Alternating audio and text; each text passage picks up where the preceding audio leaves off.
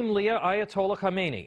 The Twitter account has often posted excerpts from Khamenei's speeches and other official content from the country's leader. The suspension comes days after the account posted a video which seemed to threaten the assassination of former President Donald Trump. The video shows drones over Trump's Mar-a-Lago estate as the former president is portrayed playing golf.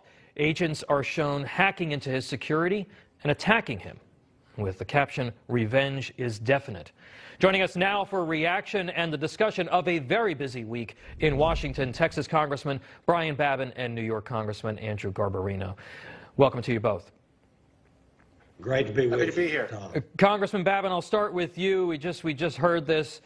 We know that Twitter hasn't had a problem with pushing back against Iran. Apparently now they've decided that they are going to suspend this account, potentially linked to the leader. Your thoughts? My thoughts are they're the biggest hypocrites in the world. They've allowed the Ayatollah to continue to voice his opinions while they've suspended our former president. And quite frankly, the current president and his administration have been so weak that the Iranians have become emboldened. They are threatening us inside of our country with a domestic terrorist incident. And quite frankly, it doesn't surprise me. I can tell you this probably would not have happened with President Trump still in office. Something really bad probably would have happened to them. But I can tell you that this is hypocrisy on the part of the Democratic Party, but it's high time that they suspended these types of messaging. Congressman Garbarino, just real quick on this before we turn to other topics. Well, I'm not surprised Twitter did it. I think they see the writing on the wall with how frustrated members of Congress are for how they've been handling these situations. They've taken Republicans off Twitter for a lot less. This is something that should have had the Ayatollah removed immediately. They've been letting him run wild for way too long. And Twitter's, this isn't going to solve everything. They've got some other answering to do for some of their actions. All right, I want to turn now to President Biden's push this week to overturn state election laws. Republican lawmakers are outraged after they say House Democrats hijacked a bill aimed at NASA's ability to lease property in order to get the elections bill to the House floor. Congressman Babin, here's what you had to say on the House floor about that. Take a listen. I'm outraged because the Democrats have made a mockery of bipartisan collaboration for cheap political gain. A simple 3-page bill that was good for NASA, good for our space industry, and good for our taxpayers. A bill that I was very proud to co-sponsor.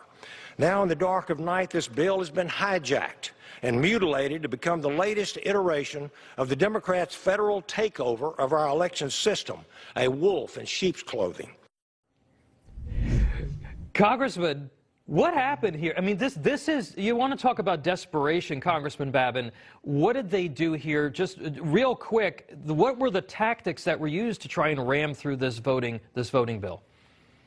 The tactics were, it was a surprise attack. I mean, they blindsided us. We had no idea. This was, as I said, a simple 3-page bill that was great for NASA, great for the taxpayers, great for the space industry.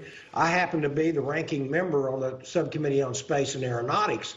This was a very innocent thing to do something good for our nation. The enhanced use leasing made NASA an extra $8 million last year, and we were trying to make this happen. And all of a sudden, they gutted this bill, and they've added 730 some odd pages to it, and it's strictly a shell and enabled a vehicle to get around the filibuster in the Senate. That's what they're using. It's a vehicle to get around the Senate filibuster and take over by the federal government of our election process. There's no evidence whatsoever that there is repression of voter turnout. 94%, according to Pew, 94% of the American people say there's no voter suppression. It's easy to vote.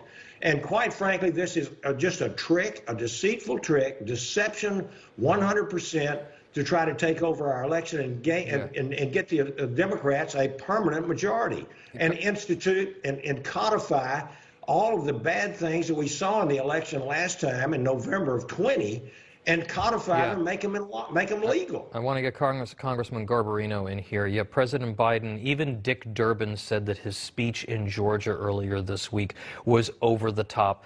Let's take a listen to the president here. So I ask every elected official in America, how do you want to be remembered? At consequential moments in history, they present a choice. Do you want to be on the side of Dr. King or George Wallace? Do you want to be on the side of John Lewis or Bull Connor? Do you want to be on the side of Abraham Lincoln or Jefferson Davis? This is the moment to decide, to defend our elections, to defend our democracy. Congressman Garbarino, you're in a swing district. You're in New York. It's not solidly red. It's a very politically diverse district. I know it well. How are your constituents reacting to Biden accusing voters of being racist if they don't agree with his federal takeover of elections? It's ridiculous. I'm offended. My constituents are offended. To say we're segregationists because we don't want the federal takeover of elections, that's ridiculous. We just had votes in New York last year where we want to decide our own fate with election law. The people in New York voted against no excuse absentee voting. They voted against same-day voter registration. They want to have those choices. They don't want the federal government taking over, how our elections are run. And to say that we are segregationists because of that, it's ridiculous. I'm offended. Everybody should be offended at that. It's not right. Real quick, because I only have about 40 seconds here. Congressman Babin, we're going to hear from former President Trump tonight in Arizona. He's expected to attack some of the Republican officials out there, as well as the Biden administration. Real quick, what do you want to hear from the former president tonight? We've got to have a unifying message.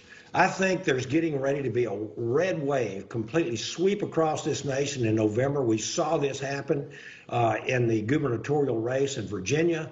And the Democrat policies have simply failed our nation. We want strong leadership in America. And our country needs to be protected, needs to be strong, and needs to be prosperous. And obviously, the Democrats have no interest in providing that. Yeah. And we're facing crisis after crisis. And I'm hoping that we hear a message that will unify Republicans to fight back against this socialist takeover of the United States of America. Congressman Garbarino, you get the last word here real quick. Absolutely. We need to win seats in Texas, New York, California. We need to win all over the place to make sure that Nancy Pelosi is fired, that Biden has a check, and that the Republican Party is unified. All right. Congressman Andrew Garbarino and Congressman Brian Babin, thanks for being with us. Thank you, Tom.